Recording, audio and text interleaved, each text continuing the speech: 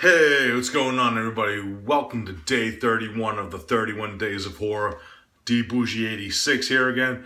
And yes, today is the big day. And first, before I get into this review, just want to wish everyone a happy Halloween. Hope you guys are enjoying your holiday. And I want to thank you all for whoever watched all the videos so far this month. It's a big support group, and I'm glad that you guys enjoy the series so much, the ones who have watched it. And enjoy your holiday, and as always, eat a bowl of fuck. Yes, that quote implies is from the film I'm actually going to be doing for you guys today. If you know, you probably heard about me in talking about this film before in the past, but it's a film I always wanted to review, and I decided to review it for you guys today because it does take place on Halloween. And it's a kind of ironic because the film I did yesterday actually was an 88 film also. And now, getting into this one, of course, from the year 1988, we got Night of the Demons, yes. If you don't know about this film is directed by Kevin Tenney, who directed Witchboard in 86, I believe. And he also directed Pinocchio's Revenge, which he enjoys immensely. It's a joke. I know he actually hates that film. And also has like appearances, and this one has an interesting cast. We got like Amelia Kincaid, who actually went on to star in the two sequels of this film. We got Scream legend Linnea Quigley, who's actually my favorite Scream queen of all time. I really enjoy Linnea and all her roles, especially this one. We got Kathy Padwall, and I don't know the actor's name, but the guy who plays Stooge in this film, I'll get more into him later. But really, the main plot of this one, Angela, played by Amelia Kincaid, decides to hold like this party at Hull House, which is like this old abandoned funeral home. And she invites her guests, and they start partying, and what ends up happening is they end up doing like this black magic ritual type thing, which ends up releasing this demonic presence that's been locked away in this funeral home, and it ends up starting to possess the guests one by one, and it's up to them to try to survive the night and try to get out of here before it's too late and they get overcome by this demonic force also. That is pretty much the basic plot of this one. Now, with that kind of concept, it's actually kind of cool because the way this film plays out, it's kind of like a slasher in a way, but instead of after you get killed, you become one of the slashers, which is pretty fucking awesome concept if you really think about it. I love how Kevin Tenney directed this film. It's really well done, and if you haven't seen this yet, the fucking soundtrack to this movie is fucking awesome. It opens up with this great like animated sequence with like these title cards and like this great like animation with like ghosts and pumpkins and this house image and witches. And it has like this great synth score done by Dennis Tenney, who's actually the director's brother, who does an outstanding job with the score. His synth score is outstanding.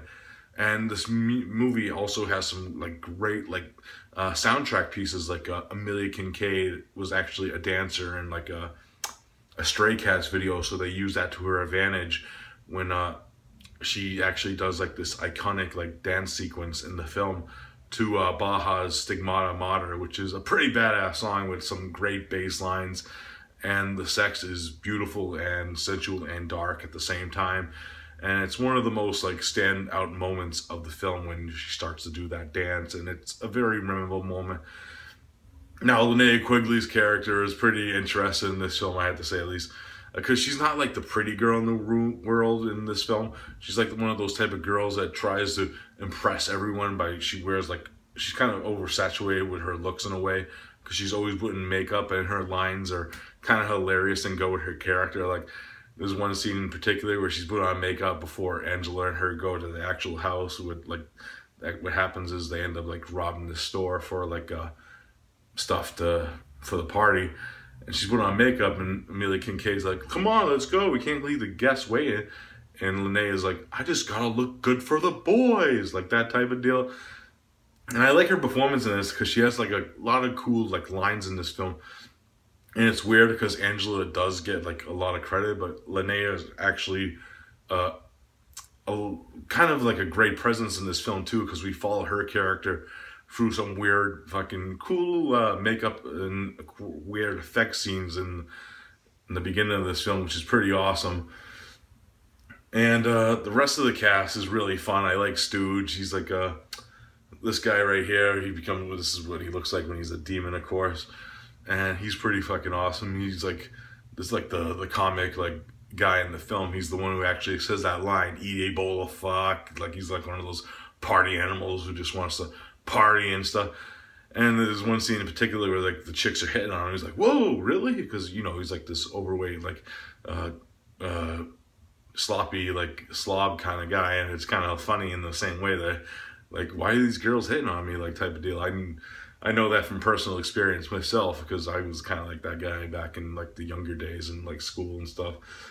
But really fun stuff. If you haven't seen Night of the Demons, the effects of this film are amazing because Steve Johnson actually does the makeup effects, who actually worked on Ghostbusters and a bunch of other cool films like what other ones did he work on? Did I know?